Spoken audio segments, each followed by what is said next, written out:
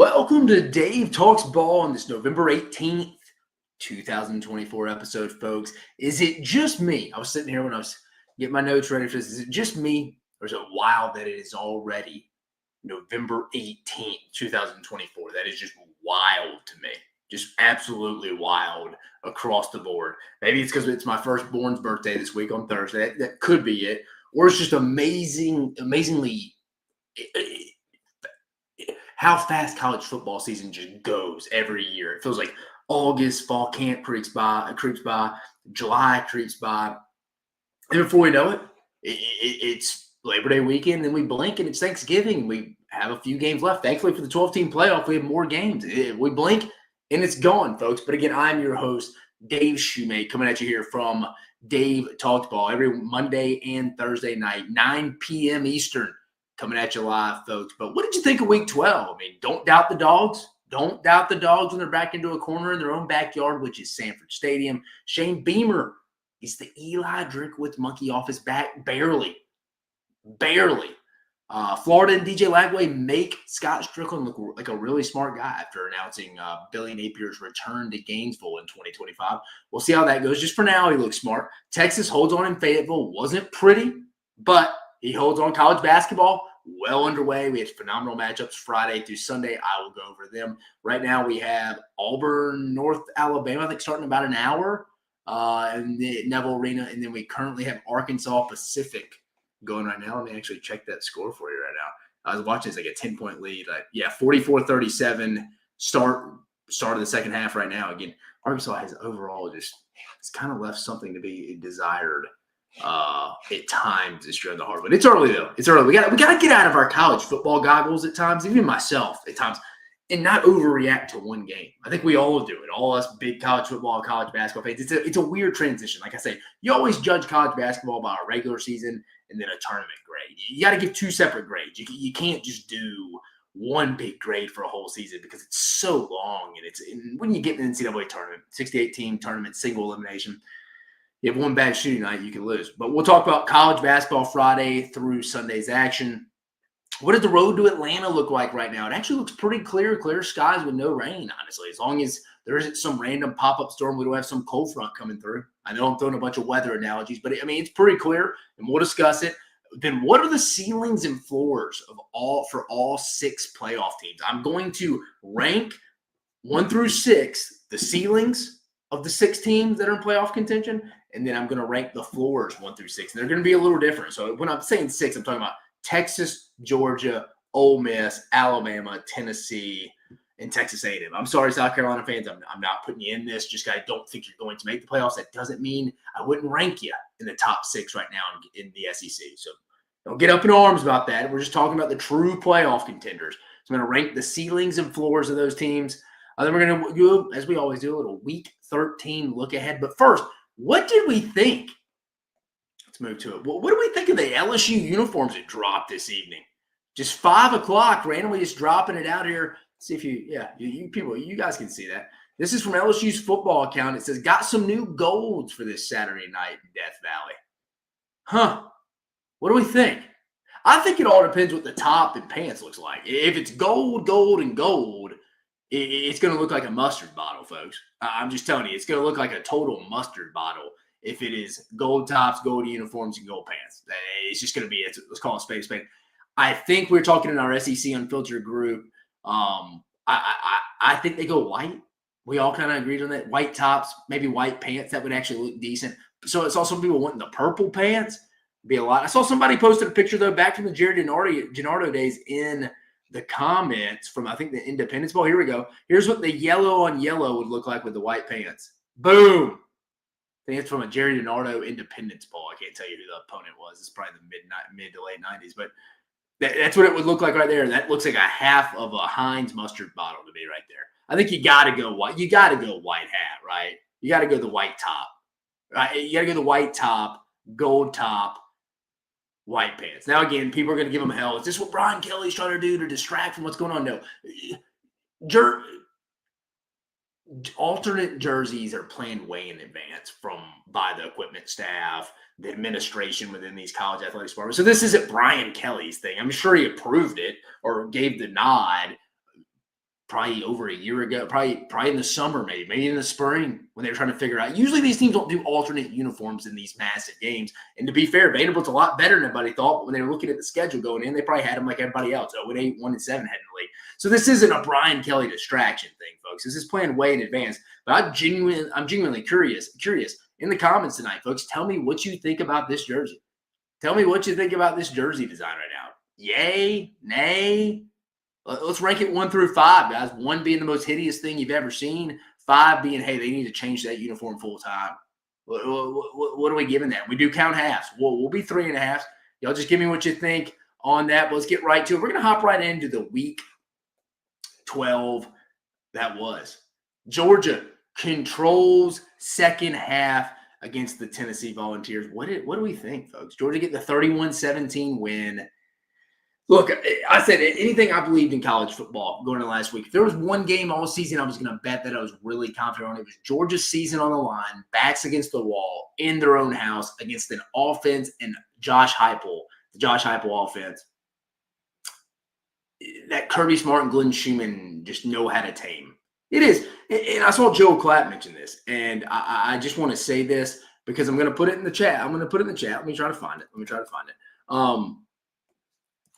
I just think at times, I want to find this. I want to find this of me talking about this, dude. Let me see. I'm gonna send it to myself. I want to post it in the group. I'm gonna post it in the comments here. Myself and Graham Coffee, for all the people wondering out there who that is. He has a Georgia podcast that he follows. Me and him talked about like 2 summers ago. There is a ceiling on this Tennessee offense. Now, I'm wanting to pull it up in here, pulling it right now, put it in the SEC crew. Here we go. I will DM this to myself and bring it up. Let's see. There we go. Let me pull it up. Just DM'd it to myself. I'll pull it up for you right here. And this is kind of what I said last time. Let me share it, copy link. Here we go. Putting it right here in the comments. This is from summer 2023. This is even before last year. Sorry, my own Twitter account is linked to this, so you're going to see it in here. If you click that, that's me and Graham Coffee talking about Tennessee kind of having a ceiling on its team with Josh Heupel because Joel Klatt brought it up today. Joel Klatt brought it up on the next round. That offense, when playing similar athletes, can get figured out. Again, y'all know it is. They play sideline to sideline, hash mark to hash mark. It's a numbers game in the box. It's not really – that's why they don't need phenomenal offensive linemen there. It's a numbers game. If they're 6, 7 in the box, they're throwing. If there's 5 in the box, they got a hat for a hat. That's what it is. When you have corners, you have secondary players that can go man their wide receivers, it doesn't matter. When you have the same similar of athletes, the same similar personnel, or better that Georgia has, it's tough to do a whole lot. People are going, what about 2022 Alabama versus Tennessee? There's an exception to every rule. And let's be honest, Jalen Hyatt was a freak from a total speed standpoint. I mean, what he ran, a 4.3 something at the combine before he got drafted by the Giants. And they kept getting to Alabama kept getting to Marco Helms, or I should say Josh Heupel and Alex Golish kept getting that matchup of a safety against him. And dude, that's game over there, man. That's game over. A safety against Jalen Hyatt in the slot. Go rewatch that 2022 Tennessee-Alabama game when they put 50 points on them. That's what happened. But just think about them recently against similar teams in talent. Georgia this past week didn't score in the second half. Last year against Georgia didn't put up a lot of points outside the first opening run. Against Alabama in the second half last year against a Kevin Steele and Nick Saban-led defense.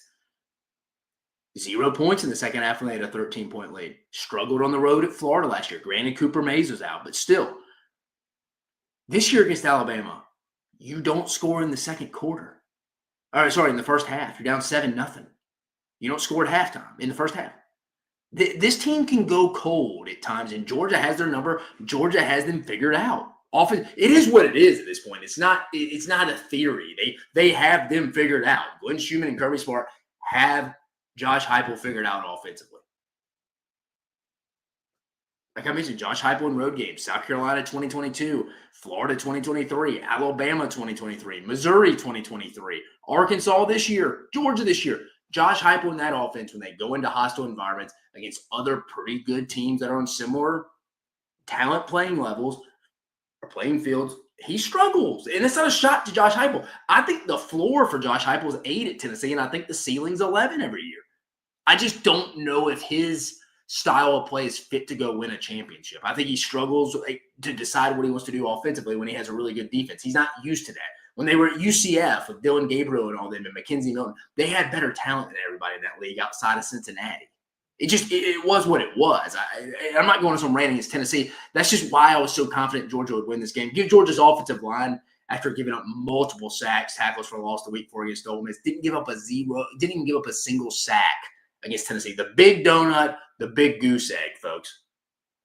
Carson Beck played really well. I mean, now a lot of that had to do because he had time, and as we know, Carson Beck's got really twitchy feet. He can move it in the pocket if he doesn't just get a lot of interior pressure. He's got the quickest release in college football right now.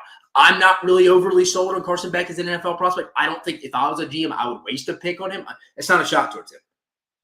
I wouldn't, but on Saturday night, he looked comfortable because he had time. It just is what it is. Georgia, limited offensively, have some injuries on the offensive line, losing receivers pretty regularly.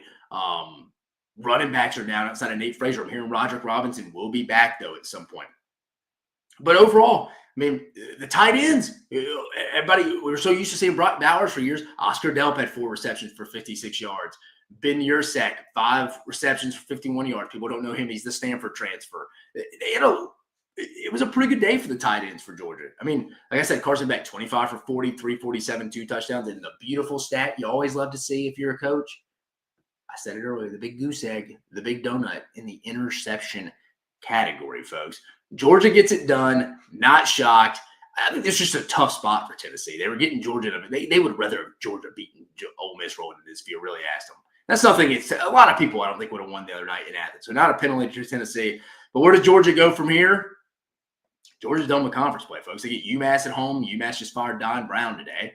So they'll be rolling into Athens with an interim coach. And then Georgia Tech in Georgia play on Friday. And Georgia, I think, should finish 10-2, and I think they're going to be in the college football playoffs. We'll talk about the road to Atlanta here in just a minute. They're going to need somebody to slip up. We'll talk about that here in a minute. But that's for Tennessee.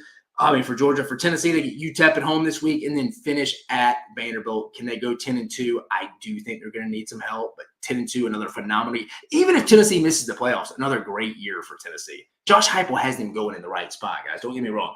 I just don't think he's ever going to win a championship there. But again, at the end of the year, guys, only one team can win an SEC championship every year. Only one team can win a national championship. Not everyone can win. And I feel like sometimes as fans, and we're all fans, myself included, even though I worked in college football for 9 to 10 years, I've kind of lost that fanhood a little bit just because I saw how the sausage was made internally in these buildings and these SEC football departments or football programs. But I think sometimes we forget that it's hard to win, guys. It's hard to win just because you went 10-2 and there's a team that can figure your offense out like it's their job, which it is. It doesn't mean you're a bad staff, guys. I mean, look at Tennessee from after they fired Philip Fulmer on. Derek Dooley didn't get it done. Jerry Pruitt didn't get it done. Butch Jones didn't get it done. It's all right. It's all right, folks. It is all right, Tennessee fans. Joe K, welcome in, brother.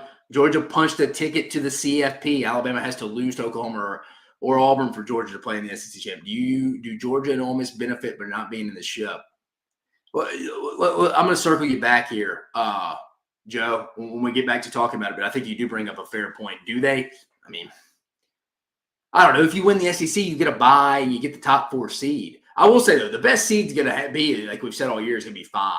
Because you're probably going to get the G5 team if they're not ranked ahead of the Big 12 team. And then think about it. You get a shot with you're rolling in to play the 4 seed, which will probably be the Big 12 champ. The 5 spot's the spot to have, folks. I don't even know if it's the 2 spot if you win the SEC. I just think the SEC's in a tough spot because I don't think they're going to get the 5 spot because there's going to be a 2-loss team in the SEC championship. I think if Ohio State wins this week, Oregon, Ohio State are locked in to the 1 and 5 spots. They are. They're locked into it. If Ohio State beats Indiana this week, the winner of the Big Ten will be the number 1 seed. The loser will just go to the 5 seed. I think it's pretty locked in if Ohio State gets the job done this week against Indiana. Moving on, next game, Texas pulls away from Hogs in the second half. They get the 20-10 win. What do we think about this? I mean, the Texas defense is legit, guys. It's Jahdae Barron has been fun to watch. You go back and watch games on Sunday. He is someone that's caught my eye. Obviously, the interior of the defensive line, not Byron Sweat or Tavondre Sweat, not Byron Murphy, but Vernon Broughton and Alfred Collins have held their own as well. But it just feels like the offense can't put back-to-back performances together. And I thought this was going to be a day against that Arkansas secondary who is not very good. Remember, Ole Miss almost put up 600 yards against this group 2 weeks before. Arkansas was coming off a bye week. And from talking to people in the Arkansas football building, they thought potentially the same thing. They were really worried. They're like, we may get blown out, dude, because Texas is going to take advantage of it. I mean, that was the feel inside in Fayetteville this past week. But Texas couldn't get anything from an offensive explosive play going. Kept trying to establish the run with Trey Weiser. And I get it. But there were plays to be had against this secondary. I don't think they took advantage of it. Arkansas, actually, I thought played pretty well. Couldn't get the run game going. Jaquindon Jackson hadn't looked healthy in weeks. 34 carries for an average of 2.4 yards per carry overall for Arkansas. Couldn't get the run game going at all. Just for Texas, I just don't know. It's a road win in the SEC. I mean, we've seen it. I mean, we've seen all kind of performances in Fayetteville this year. Ole Miss went and hammered them. LSU controlled that whole game. They beat Tennessee. So, I mean, there's tons of sample data on what's to be expected in Fayetteville this year. I think you just take it for what it is. It's 1 week. I mean, I was on a show today, and someone's like, well, I mean, you got to be feeling good about Georgia winning the national championship, right? I mean, no. No, I don't. I mean, I felt really good about them beating Tennessee, but we got to remember that performance in Oxford, whether it was the weather, whether it was just a road environment, that was just a week ago, guys. That was about 9-10 days ago. It wasn't that long ago. It's week to week now, guys. It can't just be like, sometimes we're all day traders in college football. We just remember that week, and I get it. We're prisoners of the moment. But this is the 1 year I can remember that it's just like, man, they looked pretty good this week. Again, I don't think Georgia's going to look bad against UMass, but it wouldn't shock me if the Georgia Tech game's closer than what people think. I mean, it is what it is. I mean, what's Texas going to look like? It wouldn't shock me if Texas came out and had their best offensive performance of the year against Kentucky this week after not doing much against a very vulnerable Arkansas secondary. It's week to week, man. It's game plan to game plan. It's matchups. Is what it is. What's next for Texas? They get Kentucky at home this week. That's where our SEC Unfiltered tour will be, where Chris Phillips, he will be in Austin. I tried to convince him to stay the whole next week because he's going to College Station, I think, for not ruining a surprise, but he's going to College Station the next week for the Texas A&M game. I told him to spend the whole week in the Lone Star State. Any Lone Star State listeners out there, will you let Chris Phillips stay at your house on Thanksgiving? I mean, he'll do a live show there. I'll do a live show with him. He doesn't even know I'm throwing himself out here. I just don't want the guy to come all the way back to Greenville, South Carolina, and then have to go back to the state of Texas. I think he should just drive the 90-hour, hour and 45 minutes, depending how fast you drive from Austin to College City. Someone house this man. Let's get this done tonight on Dave Talks Ball. Someone house this man. Chris Phillips does not need to leave the state of Texas next week, folks. I don't care what happens. But, Texas got Kentucky this week, then at Texas A&M. We'll talk about the road to Atlanta. For Arkansas, get Louisiana Tech this week. If they get that win, I think Sam Pittman's back if he wants. Then they finish up at Missouri. Again, Sam Pittman has hip surgery, I think, scheduled at the end of the year. I think if they beat Louisiana Tech, Trey Biddy at 247, and again, I talk to people at Arkansas in that building all the time. They feel good about it. If they get to 6, he's going to be back. Only problem is we're going to be having the same conversations this next offseason, being like, oh, well, what does it take, 6 to 7? I don't know. I mean, look at the road trips next year. At Texas, at Ole Miss, at Tennessee, at LSU. Then they play Notre Dame in non-conference. I was talking to an Arkansas staffer this week about that. Yeah, the schedule gets really tough next year. So it's just gonna be the same song and dance. 6 and 6, guys. I say it all the time. When you're in year 3 and 4 and you go 6 and 6, 7 and 5, it does not move the needle internally or with the fan bases. Just calling a spade a spade. But Arkansas, if they can get to 6 this week against Louisiana Tech, he should be safe if he wants to be. Then if you can go get, I mean, Shane Beamer got to monkey off his back with Eli Drinkowitz. And speaking of, that's what Shane Beamer, or that's what Sam Pittman and the boys will have to try to do as well. Speaking of Drinkowitz speaking of Shane Beamer getting the Eli Drinkowitz monkey off his back, South Carolina wins the game of the weekend, in my opinion, at the very least in the SEC. Missouri, South Carolina getting the 34-30 win in Willie B. It was a well-played game, too. That was a fun game. Brady Cook did play. What a football game, though. South Carolina just finding ways to win football games. I think Lenore Sellers is the most improved player in the entire league from week 1 to week 12. I keep using this comparison, this comp, he's a better version at this point in his career than Anthony Richardson ever was at Florida. And he's got multiple years to progress. And I keep saying this, I don't think the Dow Loggins offense is a perfect fit for him or Dow Loggins. I think Anthony Richardson could go in imagine Lenore Sellers with like Dan Mullen. Imagine what he would do in Dan Mullen's system. It would be unbelievable. Offense bailed South Carolina out today. The offense bailed South Carolina out today. Or on Saturday. It did. I mean, the defense wasn't bad, but they gave up a score late. What a ball by Brady Cook to Luther Burden on that 4th and 5, the one-handed grab. And it was a quiet day from Luther Burden. Like, you're like, that's the Luther Burden we're used to seeing. But the offense stepped up and they got the ball with just over a minute left, made a big play. Lenore Sellers making everybody look good. What can you say? He just keeps getting better. South Carolina keeps finding ways to win the game. It looked like everything was going against them in this game. It looked like Eli Drinkwitz was going to continue to win the Mayor's Cup of Columbia, the Columbia Mayor's Cup. It looked rough, but man, give South Carolina their flowers. They keep winning football games, folks, and they're still sitting there. If chaos really ensued, could be sitting there in the college football playoff. Missouri, I thought, played their best game of the season, even in a loss. I thought they played their best game of the season. Because, they looked a little inconsistent against Vandy, Boston College at times. But I thought this was their best game. Once they got that outside zone running with Nate Noel, and he changes that scheme up. Nate Noel, Cody Schrader fit the outside zone scheme, outside zone scheme, awesome. You could tell they really got that going. Nate Noel's comfortable in that. Brady Cook is still banged up, high ankle sprain, wrist injury. So he had against Alabama. He looked solid. Numbers-wise, it wasn't an overall great game, but still, I thought he went out there, gutted it out. You could tell Missouri was ready for this one. It was almost like they held Brady Cook out last week against Oklahoma, being like, we're going to save everything for South Carolina. Because, again, I told you, Eli Drinkwitz, Shane Beamer do not like each other. I actually thought there would be a little bit more celebration out of it. But, no, these two dislike each other probably the most out of anyone in the league. I know Eli Drinkwitz wanted to stick it to Shane again, probably, just like Shane wanted to stick it to Eli. But again, like I mentioned, Brady Cook, 24 for 31, 1 touchdown, 1 interception, was not bad, especially in his return. Thought it was a good game overall from that perspective. Where does South Carolina go from here? Well, they get Wofford this week. The Terriers, that's going to be a win. That's 8-4 and 8-3. And then if they go to Clemson, that game was announced on ABC at noon Eastern. Saturday after Thanksgiving, I think they can certainly win that game. If they played this week, I would pick them. South Carolina staring at 9-3 right down the barrel. This was the team I was most wrong on going into the year. I hadn't really been wrong no more. LSU I nailed. But Alabama I'm about right. Tennessee's going to be 10-2, like I said. Missouri I had 9-3. South Carolina was definitely the one I was the most off on by far. In Vanderbilt, but everybody was off on Vanderbilt. I had Vanderbilt going 0-8. I had Mississippi State going 0-8. Got a lot of flack for that. That looks like it's going to be odds are, unless they beat Missouri this week, that will go as well. But South Carolina staring at 9-3 right down the chute. Where does Missouri go from here? So they get Mississippi State. They go to Starkville this week, and then they follow up with Arkansas. They're going to be favored to probably win both those. I think the Arkansas one could be a toss-up. Mississippi State this week, because I think Mississippi State and Jeff Levy are going to throw the kitchen sink, because I think this is their last chance to get an SEC win. Again, with all due respect, they could go play hard in Oxford. I don't think they will get that win, though. 9-3 is not a bad season when you're talking about you've missed your quarterback for a lot. But I'll say this. I was on another show today.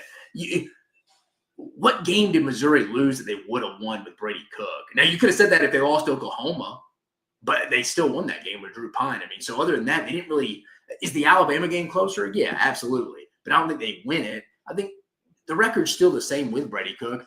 I just think it is what it is this year. This team had to take a step back a little bit. And I think the defense is even better than I thought it would be. It's not great, but I thought you're losing your best 2 corners, your best defensive lineman, replacing 3 defensive coaches, new DC, Corey Batoon. I thought you took a step back, but still 9-3. You go win your bowl game, guys. That's back-to-back 11 10-win seasons at Missouri. You're fired up. I think that should be the goal. That's what Eli Drinkwitz should be hammering home. DJ Lagway and the Gators shock the Tigers, folks. 2017, DJ Lagway in Florida getting the win. What a week for Florida. And DJ Lagway is just a massive difference for this team, and he's only a freshman. The Gators ended he wasn't making plays like Jalen Miller or Marcel Regis, but he was just extending those plays that obviously the third-string quarterback wasn't going to do. And again, your playbook, what folks don't understand, is so limited when you have a third-string quarterback in the game, guys. It just is. It just is. So they got the run game going, which Von Ball. And then I thought the 7 sacks against probably the best pass protecting offensive line in the league, in the entire conference was awesome. 7 sacks, 2 from Shamar James, 1 from Caleb Banks, George Gums, Cameron James, Tyreek Sack, TJ Searcy. They all had big games. I think that was the key. They made it real uncomfortable. Now, LSU was converting 3rd and 4th downs pretty regularly, but still when they needed to make a play on defense, they did. Some big drops for LSU. Got to give Florida kicker Trey Smack his flowers as well. He made big kicks to keep them in that to have a chance in the second half.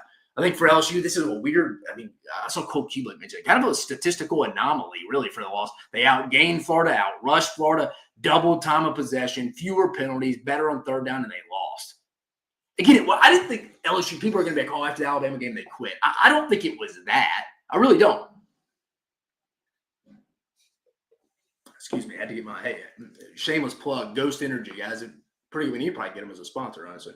Pretty good energy drink here, no sugar, orange cream if you hadn't tried that flavor. But nonetheless, it wasn't a lack of effort or energy. They played hard. You watch LSU, it wasn't like, man, this team doesn't want to go play. I mean, again, there's so much social media, all the information out there. They knew the path to the SEC championship game, and it was a win out. And if Arkansas beat Missouri, they were in.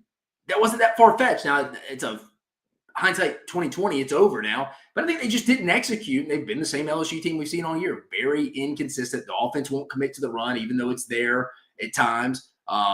Defense was fine, but again, Lagway extended plays, and Florida won with Elijah Badger won the 50-50 balls, and that's kind of the difference when you're on the road in the SEC. What's next for Florida?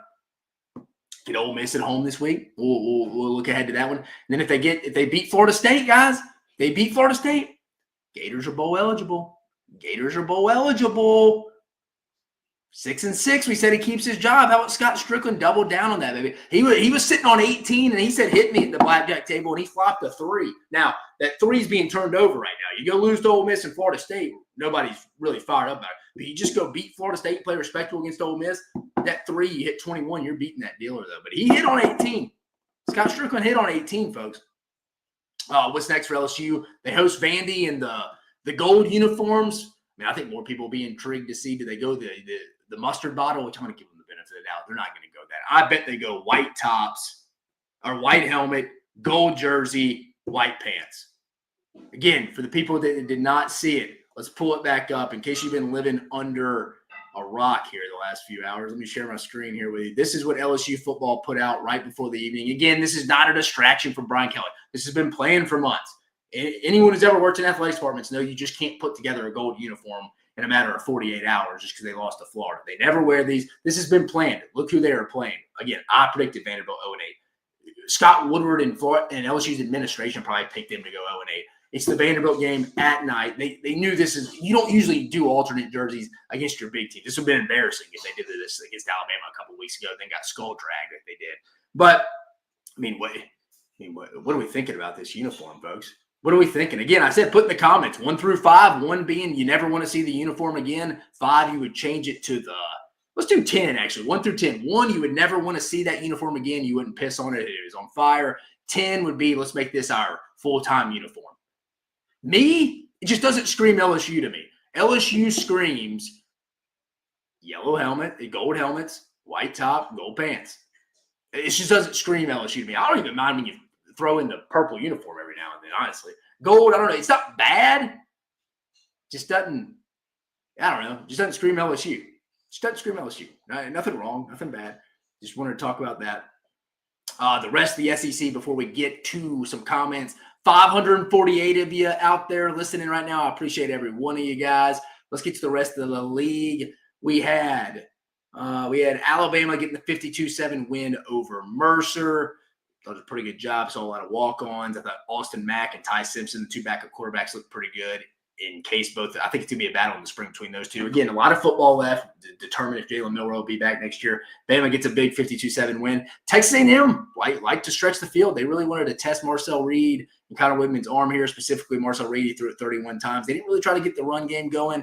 Thought it was a solid performance overall, though. Thought it was a solid performance. I think they know they want to reach the ultimate goals. Mike Elko, as big of a you-know-what he can be at times. Anybody that's worked with him would tell you that. Very smart football coach, very smart guy in general. I think he's working those kinks out against the 2-8 New Mexico State team because he knows, like, hey, even if we throw some picks, Marcel Reed and Connor Whitman did in this game, we'll still win. It's not going to kill us. I think he knows we're going to have to develop the passing game if we want to go beat Texas and make noise in Atlanta and throughout the playoffs as well. But Texas A&M getting the 38-3 win over New Mexico State. Auburn getting the 48-14 win over ULM. Auburn moves to 4-6. They're going to have to beat Texas A&M and Alabama to get to bowl eligibility. The big one out of that one, Cam Coleman makes the nasty one-handed snag. That's kind of wrote home about that. Once I saw the line come out at 25, it worried me a little bit. I'd seen ULM play from a distance. I was like, geez, Auburn had to play terrible to lose that game. Auburn went and handled business. So if you're an Auburn fan, it's something you got to be fired up about as well. Thought Peyton Thorne was fine, 22 for 32, 286, 5 touchdowns. And then Kentucky, if you haven't moved to basketball season yet, folks, 48-6 over in state, Murray State, who is now 1-10. Overall, Brock Vandergriff got some things going on the ground. I thought Jamarian Wilcox, and we've been looking for RB2, RB3 for Kentucky all year. 13 carries, 123 yards. I know it was Murray State, but still something to get fired up about. Those are some non-conference games across the league as well. Before we get to the road to Atlanta, let's look at some of the comments. Let's go to it. Joe D already put his in. Hans the Gray, my favorite Oklahoma Sooner, baby. Hans, tell me in the comments. I was talking on a show today. What do you think? And I was doing the Oklahoma-Alabama preview. What do you think the crowd's going to be like in Norman on Saturday night? I'd love to hear your thoughts in the comments. But he says, Joe, the over-under for Oklahoma-Alabama is 49.5 last I looked, with Alabama being a 14-point favorite. That's a tough one for them to lose because Oklahoma can't find the paint. I would agree with that. WTP Sports Dudes, good show. Appreciate you, brother. Thank you for listening. Joe K, Texas D is legit and can advance them in the CFP as long as Quinn Ewers doesn't turn it over. If Deputy Quinn shows up, Texas beats anyone. He's just not consistent. Dude, I'm with you. We're going to talk about that here in a minute. We're going to go road to Atlanta, Joe, and then I'm ranking the top six SEC playoff contenders, ceilings 1 through 6, and floors 1 through 6. They look a little different, but you're right. Quinn Ewers, it's like, dude, I've seen you go into Tuscaloosa and be the sheriff, or be the deputy, I should say. I've seen you go into Ann Arbor, as average as Michigan is this year. Still a tough environment. Wink 2, place was rocking back then. I've seen you play well in those environments. Quinn Ewers, I trust when he's played at his best. When he's at his ceiling, I'm telling you to watch out. Monty Endicott, appreciate you listening, man. No one wants to play South Carolina right now. You're right. South Carolina's a hot football team, man. I think they're definitely a top 15 team in the country right now. Nobody want to play them. I'd put them in the top 6 in my rankings. I'd put them above Texas A&M right now. And Tennessee would be a toss-up, honestly. Joe K, who's going to be the best quarterback next year? Arch Manning or Lenore Stellars? I'd love either in a Cowboys jersey in 2026. QB, best quarterback going to the country or in the conference next year? Yeah, I mean, those two would be in that conversation. Then you just got to think about, does Jalen Milroe come back? I know Garrett Nussmeier's had his struggles, but Garrett Nussmeier will be in that conversation of coming back. Carson Beck didn't get better. I've talked to people inside Georgia's football building. It says they're hearing from Beck's team that he's going to come want a lot of money from an NIL perspective if he doesn't get the draft feedback he does. Now, again, Georgia has a lot of big games to figure all this out. They still got a Georgia Tech game, most likely a college football playoff game unless some upsets happen and they get into Atlanta. But multiple playoff games, national televised games for these NFL guys to get their eyes and be in person and evaluate him. So a long way away to make decisions on guys like him and Jalen Milroe. It is. It's a long way away because they have so many big games in front of them. But, yeah, I mean, I would agree with you there, Joe. Okay, just off the top of my head, I mean, DJ Lagway's got to be in that conversation. He changes Florida for the better. Nico will be in there. I imagine he only improves. I think for Nico, it's not a matter of if, but when. Not a matter of if, but when. Just a weird year for them offensively. Weird year. Halo Master. You can read that yourself, guys, if y'all want. Monte Endicott, what is Tennessee's realistic path to the CFP? Monty, I appreciate you listening. I just think Tennessee's going to be on the outside looking in as we stand right now. I'll be interested to see how far they drop tomorrow. And again, we'll be reacting live, myself, Chris Phillips, and Cole Thompson, as we've done for the previous 2 college football playoff reactions. Realistic, I think they need to be cheering against Ole Miss to lose to Florida, Alabama to lose to Auburn or Oklahoma, any big upsets in the SEC, Texas losing, A&M losing to Auburn, any of that helps them. I think they need to be big Ohio State fans. I think they need to be big Army to beat Notre Dame, USC to beat Notre Dame. That would help them. That's stuff that would help Tennessee. I just think out of the 6, Tennessee is going to be that team that's going to be left out, right, wrong, or indifferent. I just think when you look at the resume, eye test, what is Tennessee's most complete game of the year? Let me ask you that. What is Tennessee's most complete game of the year? Best win, Alabama. But let's be honest, they didn't score a point in the first half. It wasn't like it was some pretty game where they just beat Alabama. It was a one-score win, but it's awesome. That's their best win. It's one of the better wins in the SEC. But outside of that, if you beat Vanderbilt, your second best win's at Vanderbilt. That's your second best win. And I know they beat Alabama, but come on. If they finish 6-6 at Vanderbilt, 6-6 Vanderbilt, come on. That's your second best win. Or maybe NC State. Again, guys, the teams that played Kentucky, Mississippi State this year, and Georgia did it, Tennessee's done it. Some of these teams, Ole Miss has played both these teams. Didn't really help your strength of schedule, guys. Joe K, that was a heartbreaker in Columbia for the team from Columbia, Missouri. You're right. It felt like it was like, man, Beamer's never going to get this monkey off his back. And it's going to be, man, Drinkowitz did to Shane Beamer what Mike Elko did to him. I mean, he had Beamer thinking my guy Drew Pine was going to be playing all week, just like Elko had him thinking Marcel Reed was going to be playing all week, and then he pulled the old switcheroo and Connor Wigman and then went off. You know Shane Beamer was worried about that. Like, my God, he just tricked me into thinking Brady Cook was not going to play, and it was going to be Drew Pine, and we were going to be celebrating early in this game, but that was not the case. So that was Missouri's best played game of the season, and I know it was in a loss. That was just a good football game across the board. I thought it was the most well-played game across the board. It was a fun one. Give both those teams credit. Missouri belongs in the zoo. Thank you, Jake Long. Jake Long, come on, man. If Sellers ain't clutch, Gamecocks lost that one. That is definitely true there. That was the first game that offense really, you felt like carried it for them. Ons the Gray, lots of talk locally about Dan Mullen coming to Oklahoma. Thoughts? I'm hoping for the Art Buckle talk. His OC? Speaking of, I brought Dan up not too long. Can you imagine Dan Mullen with Lenore Sellers? Man, look what he did with Dak. Look what he did with Nick Fitzgerald. I mean, Dan Mullen's in SEC history is one of the best quarterback developers where he plays to that quarterback strength. He did it with tons of guys. I'd be interesting. I didn't even think about that till that. I agree, man. Ons the Gray. I think the crowd will be there last weekend in the Palace. We need to make it worth it. He's talking about. Appreciate you answering that. I was just interested to see what the crowd. I mean, again, I know Oklahoma fans are as loyal, some of the best fans in the country. I knew they would show up. It's just I didn't really know what the bye week would. With the energy around Memorial Stadium and Norman will be like this weekend with Alabama coming to town. So I just wanted to ask. Figured I'd ask my favorite sooner. Jake Long. I can't stand Mizzou. Is it Eli Drinkwitz or is it just Mizzou there, Jake? Appreciate you listening either way. Midwest Picker, how did the AP jump Georgia over Miss when they beat Arkansas and Georgia by 50 in their last two games? I don't think you're wrong. I don't think you're wrong, Midwest. I appreciate you listening to the show, brother. I don't think you're wrong. I think you got a fair point. I can't say you're wrong. I'll be honest with you.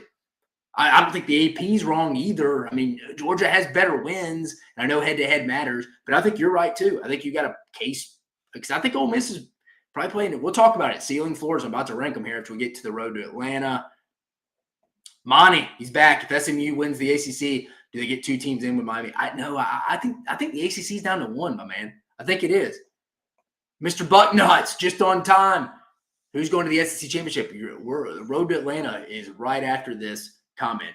Joe K, not speaking for Oklahoma, but Texas fans want to be the division or pod in 2026. Yeah, divisions don't look so bad now with all these tiebreakers. But let's get to the road to Atlanta. Just breaking it down for you here, folks. The road, like I said, coming in, it is clear skies, no rain, as far as we see. As far as we can see right now. Pretty simple. It's pretty simple math, even for someone who wasn't good at math like myself. It's pretty 2 + 2 = 4 math. Alabama wins out. And everything goes chalk. And for the boomers out there listening, the older people don't know what chalk means. Everything goes as planned. There's no major upsets. All the favorites win. The SEC championship game will be Alabama versus the winner of Texas and Texas A&M the last week at Kyle Field. Like the Texas A&M game needed any more oomph about it, man. I mean, these first two teams hadn't played since Justin Tucker put it through the uprights, I think, 2011 in Kyle Field. I mean, it's going to be a big game no matter what.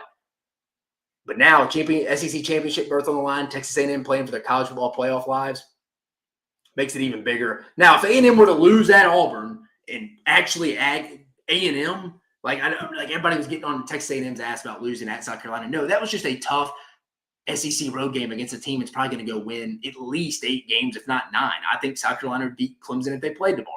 So I'm going to say they're going to win 9 games. That's not a bad loss for A&M, guys. I never even thought it going into it if they lost. I picked A&M to win that game. But even if they lost that game, I'm going to go into the week as like, this isn't A&M, guys. This is a tough road game after an emotional home game against LSU, which that win doesn't look as good as it did at the time either now. But this would be A&M. If you go lose at Jordan-Hare this week and your college football playoff hopes are now done and you kind of dampered the big one next week at Kyle Field. But it's pretty simple.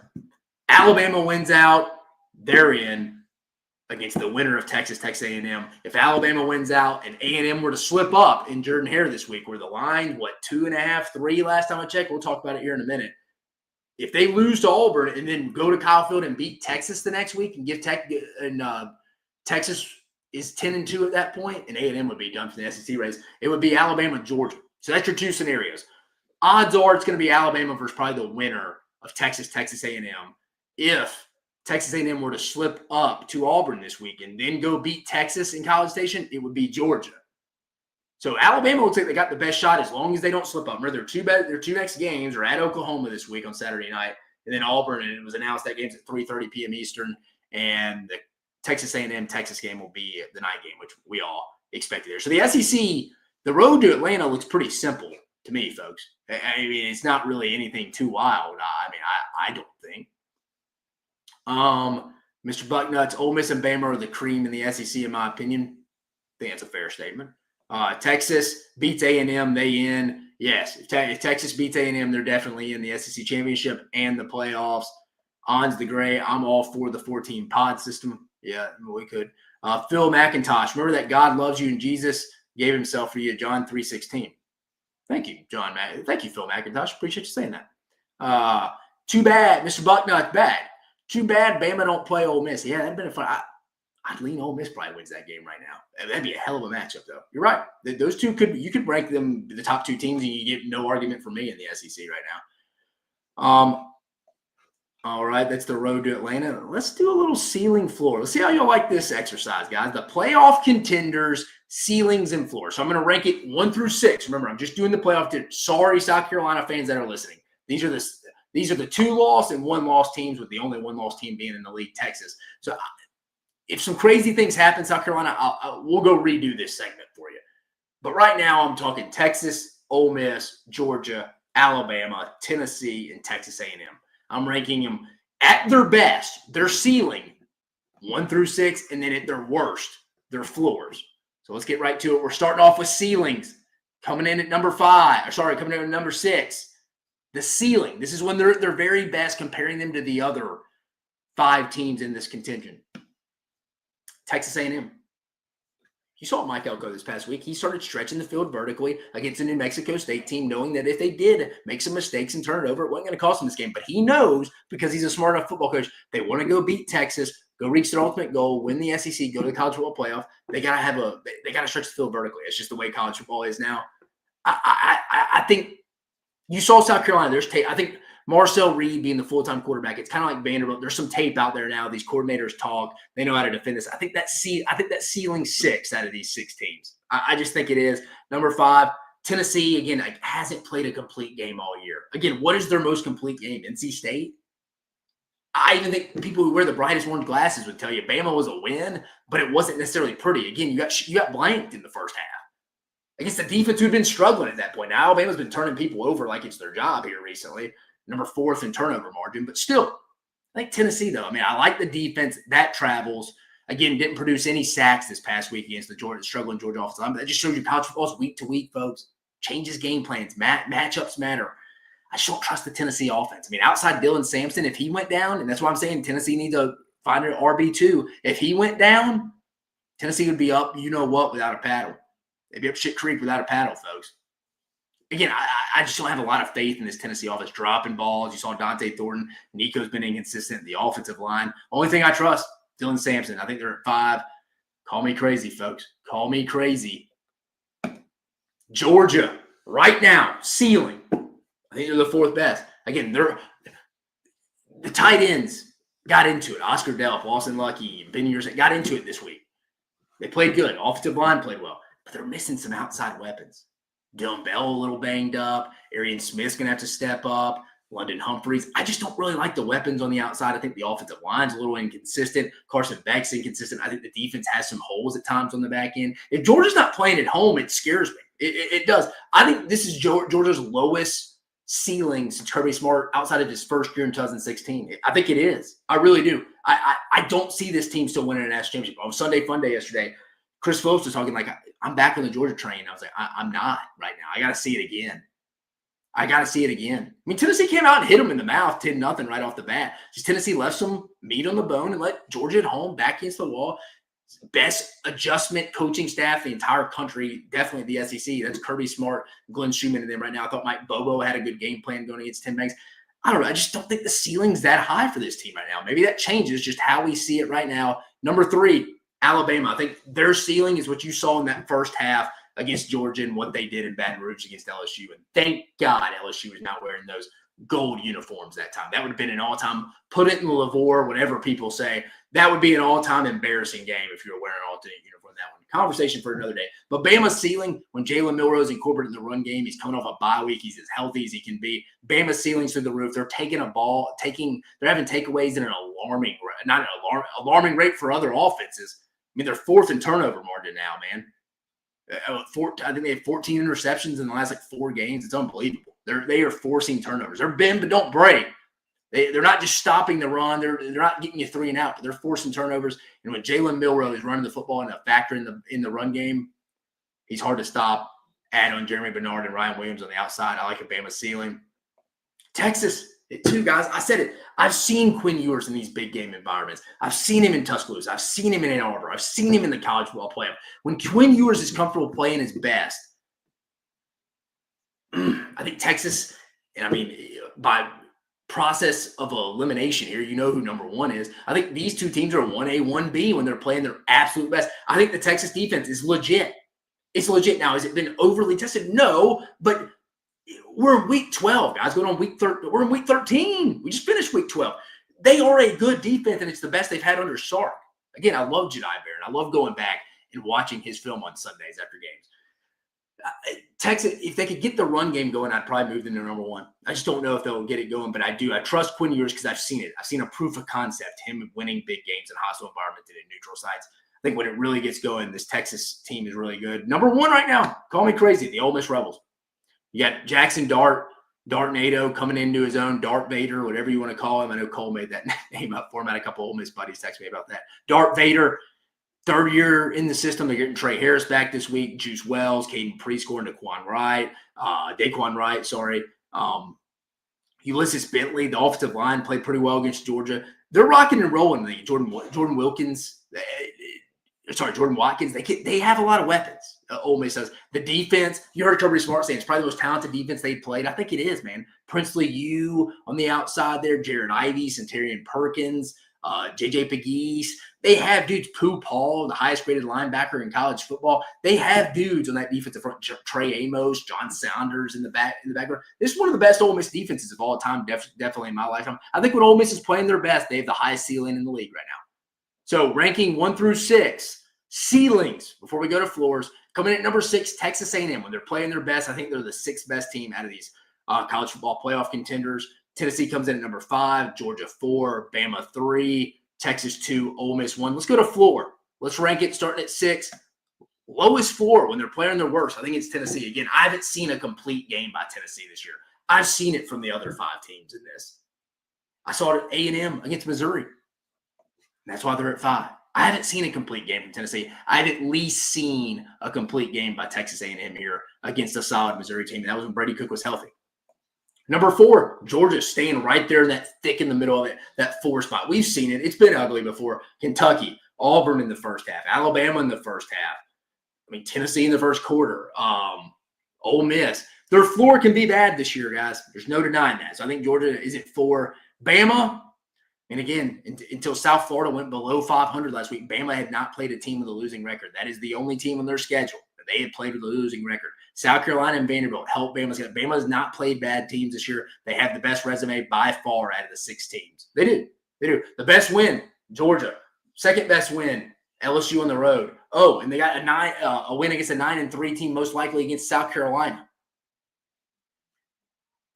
I mean, Bama's got a pretty good resume, folks. I think they got the best resume when you're comparing the 6 teams, even Texas with 1 loss. I think Bama comes in at 3, though, their floor. I think Ole Miss's floor is just a little bit worse than Texas, just because that Kentucky loss. I've seen it. I just think Texas's defense is going to be that thing it holds on. The thing I like about Texas and Ole Miss is they do have the 2 best defenses, I think, out of these groups. I mean, we've seen Georgia's defense, their front 7, take over at times.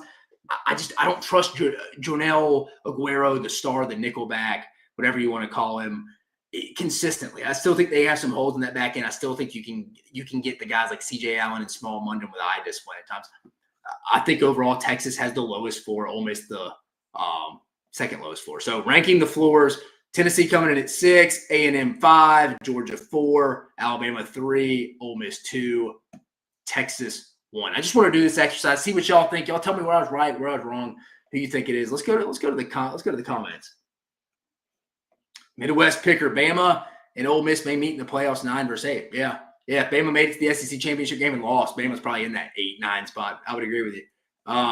Joe, you can Google for SEC tiebreaker, ML Reds 2024 SEC. Yeah, you're right. That guy does a good job making that. And that's where I got a lot of it. I mean, it's pretty simple, the SEC. If it's all chalk, everybody wins, no big upsets, it's Bama's in versus the winner of Texas versus Texas A&M. If A&M were to drop a game this week at Auburn, it would be, and then A&M were to beat Texas the next week, it would be Bama, Georgia. So it's pretty simple. It's pretty much down to 4 teams. And then a big upset would get Georgia back into this thing. Mr. Bucknuts, how would the SEC fare playing in Ohio or Penn State in the freezing cold? Ohio State would be a challenge. I don't know how. You tell me, Mr. Bucknuts. You probably follow the Big Ten. Why does Penn State automatically get the pass in? It's like nobody talks about them. It's like a bouncer letting all the people in. It's like, come on, man, you're in. And Penn State's even shocked they're automatically getting in. I mean, what's their best win of the season? I mean, I'm pulling up the schedule right now. Penn State's best win. I mean, what is it?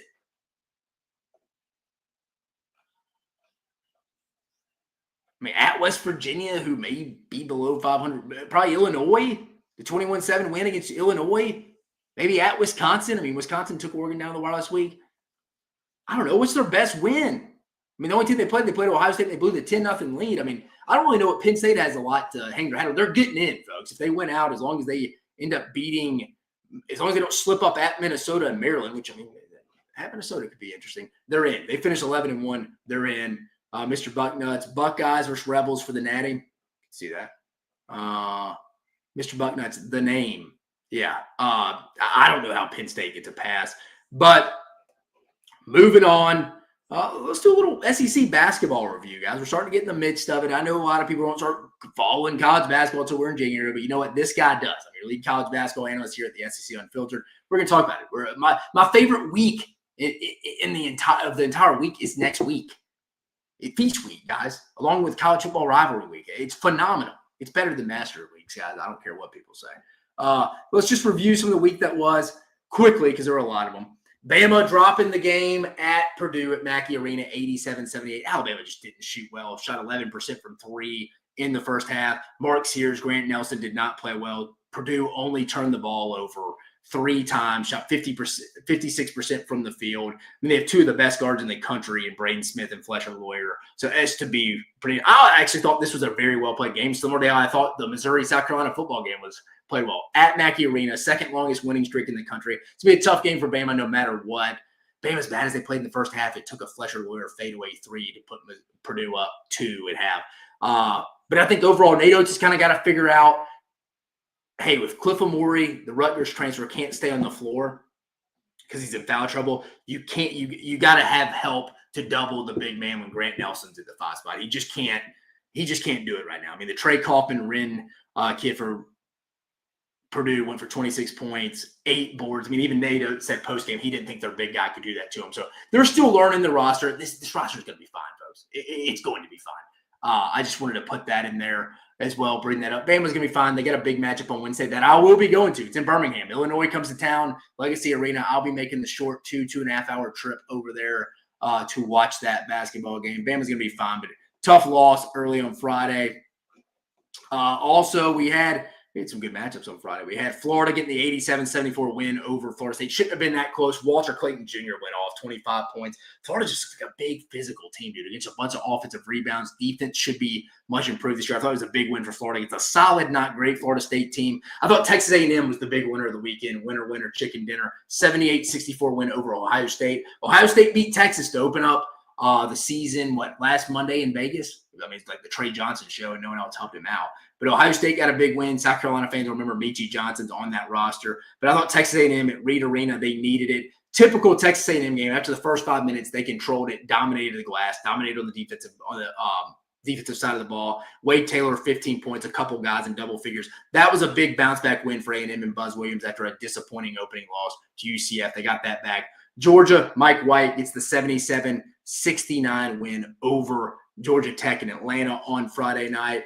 Silas Demery doing his thing. I think RJ Godfrey's going to be a big piece. Again, the numbers aren't going to show you that. But I think Asa Newell will be big. Blue Kane, Tyron Lawrence from Vanderbilt. They're that team, that 11th team that could maybe be that team that gets into the NCAA tournament. I actually think they're better than I even projected them going into the season. I had them at 11, but just eye test is like, they're playing pretty good basketball there. Watch out for Georgia. Thought that was the best night over the weekend from Friday through Sunday. Saturday's action, Indiana they went on a quick run. Indiana getting the 87-71 win over South Carolina. Colin Murray Bowles in foul trouble. I mean, if he's not going, South Carolina's going to have a hard time winning basketball games. I mean, Lamont Paris said it. You can't get down the early hole that they did on the road and in a place like Assembly Hall in Bloomington, Indiana, and expect to win. You can't let them go to a 17-1 run. Nick Pringle was the highlight, 13 points, 11 rebounds, the Alabama transfer. South Carolina 2-2. They're going to get better. They just got to find another score to help out Colin Murray Bowles when he gets into foul trouble or teams just take him away. I thought Ole Miss had an under-the-radar win this weekend. 84-69 win in South Haven against Colorado State, who is now 3-1. That was an NCAA tournament Colorado State team last week. They controlled it from really start to finish. Juju Murray did a phenomenal job. I thought you had some other Malik Dia had 11 points, 4 boards. Jalen Murray, I mentioned, and Matthew Morrell coming off injury, 10 points, and really his first real action. I feel like he's been on the team since I was in middle school. I think Michael Brown-Jones is a better defender than when Jamin Brakefield is. Again, I think this is the best game Ole Miss has played. They've left a lot to be desired in prior matchups against South Alabama last week, but this was a big win. No one's going to talk about it because it was on a Saturday of college football. But again, I thought this was a big win. Oklahoma getting an 85-64 win over Stetson against the Hatters. I think the most consistent thing you notice about Porter Moser's team is Kobe Elvis keeps doing his thing. 24 points on 9 of 15 shooting, 4 for 8 from beyond the arc. They just got to find a little bit more scoring out of them. Oklahoma isn't really that challenged in non-conference play, so I don't think they're really going to be tested till just off the top of my head. I think they open up at Alabama in conference play. So that'll be really their first test. Again, not expected to win that, but Vanderbilt gets the 94-81 win over Jackson State. The problem with this is this is going to hurt them in the net rankings, folks, because I think the line here was like 25 points. This game was back and forth. They only won by 13. If I was a Vanderbilt fan, again, good win from Art Byington. It's your first year. The thing that would concern me, though, is getting out-rebounded 43-32 by Mo Williams' bunch at Jackson State. They're 0-4. They're not a very good basketball team. That would concern me, getting out-rebounded like that. And Texas just dominating the Delta Devils. The poor Delta Devils just got rocked by 2 SEC teams this past week. Missouri on Wednesday, and Texas this past weekend, 89-49. Arthur Kaluma, 18 points, 7 boards. Trey Johnson doing Trey Johnson things. 6 for 9 from the field, 3 for 5 from beyond the arc for 18 points. Then moving to yesterday's action. Tennessee get the 103-68 win over Austin Peay. A pretty solid Austin Peay team. I thought across the board, pretty solid performance by Tennessee. Igor Milicic, the Charlotte transfer, 23 points on 11 of 14 shooting, over 1 from beyond the arc. Zakai Ziegler I think they're going to put a lot on his shoulder. Kenny was staying that through a whole season. Cade Phillips, that was somebody Rick Barnes was wanting to see continually step up. Thought he did, 13 points and 9 boards himself. And then I thought Mississippi State bounced back from a bad first half, could not get back on transition defensively, but they come back and get a 78-73 win in South Haven, where Ole Miss played on Saturday. Mississippi State played on Sunday. I think they played where the the Grizzly team, the G League Memphis Grizzly team is. But Mississippi State was down 39-28, down 11 at half against a solid Utah team. Big comeback in the second half. Josh Hubbard, he's up there. I know Mark Sears did not play well against Purdue, but Mark Sears, Janai Broome, Josh Hubbard, three of the consistent players in this league night in, night out. Thought Keyshawn Murphy off the bench, 18 points and 14 rebounds really helped them out. Overall, they need help. Josh Hubbard needs a little bit more help. 24% from the three-point range is what Mississippi State was on 35% of overall shooting. Someone like R.J. Melendez is going to help him out. Kanye Clary, the Penn State transfer, Riley Kugel, who's been at Florida and Kansas for a semester. Claudel Harris is going to have to help as well. But a big win. That was a big win, big rally in the second half, down double digits at half to get that win for Chris Jans and his squad. So that is a little college basketball weekend preview. Just looking ahead to some matchups this week. Again, like I mentioned, let's see what that Arkansas game was. Arkansas ended up winning 91-72, folks. Auburn is currently up at half, 50-37 against North Alabama. I figured this would be a game Arkansas will be a little sleepy in. I mean, I mentioned Janai Broome, one of the more consistent players in the league, at half, 17 points, 7 boards. Tomorrow, you got Kentucky and Lipscomb.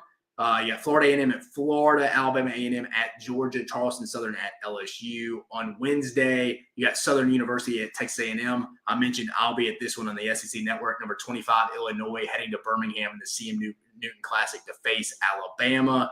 On Thursday, you have Mercer at South Carolina, Syracuse at Texas, and then Vanderbilt at Nevada. East Texas A&M, who I think used to be Texas A&M Corpus Christi, changed their name, at Oklahoma. Oral Roberts at Ole Miss, and Virginia at Tennessee. So the big ones this week, Virginia at Tennessee, Syracuse at Texas, Vanderbilt, Nevada will be interesting. And then obviously Alabama, Illinois, and Birmingham will be the ones to keep an eye on. And we'll talk about that on Thursday as well. Let's go to the comments before we look ahead real fast. Joe T, bring it up. Oh, Mr. Bucks. Illinois, best win for Penn State, I'd agree. Penn State and Indiana have no impressive wins. Bucks going to throttle Indiana.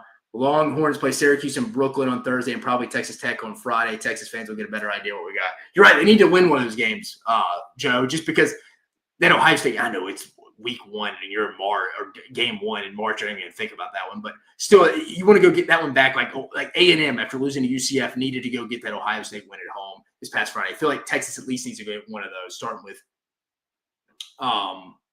with Syracuse and Brooklyn on Wednesday. All right, before we get you out of here, guys, let's do a little Week 13 look ahead. Starting off noon Eastern on ABC, number 11 Ole Miss heading to Florida. Florida trying to get to bowl eligible. Ole Miss continuing on their playoff run. Ole Miss favored by 10.5, point total 55.5.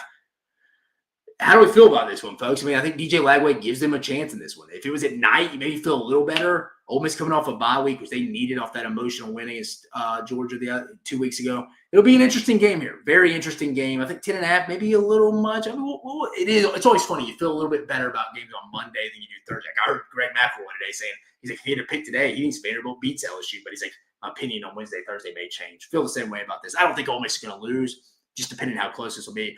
12:45 a.m. or 12:45 p.m. Eastern on the SEC Network. 2-8 UMass heads to the number 12 Georgia. Remember, UMass just fired Don Brown today, the former Michigan DC. He's out, so they'll bring a interim head coach in. Georgia favored by 42. Point total 55.5. Georgia should handle this. Remember, they're done with conference play, so they get UMass this week, and then Georgia Tech Friday. That Friday in Athens. It's in Athens, right? Yeah, it's in Athens. They were in Georgia Tech last year. 12 o'clock, 1 p.m. Eastern on ESPN Plus. UTEP coming in at 2-8, heads to Tennessee. Tennessee favored by 42. Point total 52.5.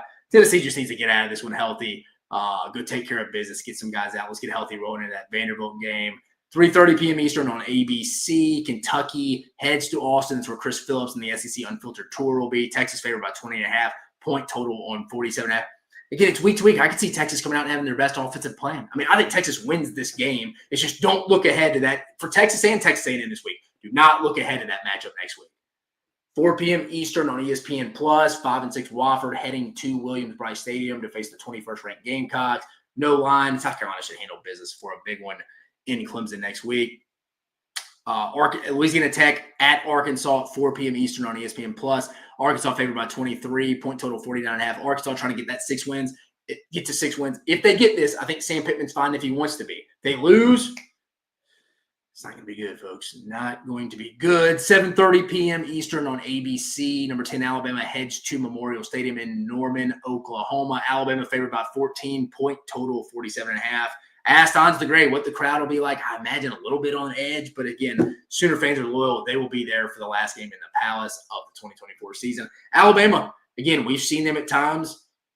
Again, though, you say they played South Carolina close. They lost to Vanderbilt, but those aren't bad teams this year. I mean, South Carolina's going to probably win at least 8-9 games. So, again, Alabama's probably worst two Power 4 teams they have played are coming up, Oklahoma and Auburn. We'll see how they handle it on the road. I think this game could be a little bit closer than people think. Again, me and Cole Thompson went and previewed this game. It'll be up here soon. And then 7:30 p.m. Eastern on ESPN, Texas A&M at Auburn's.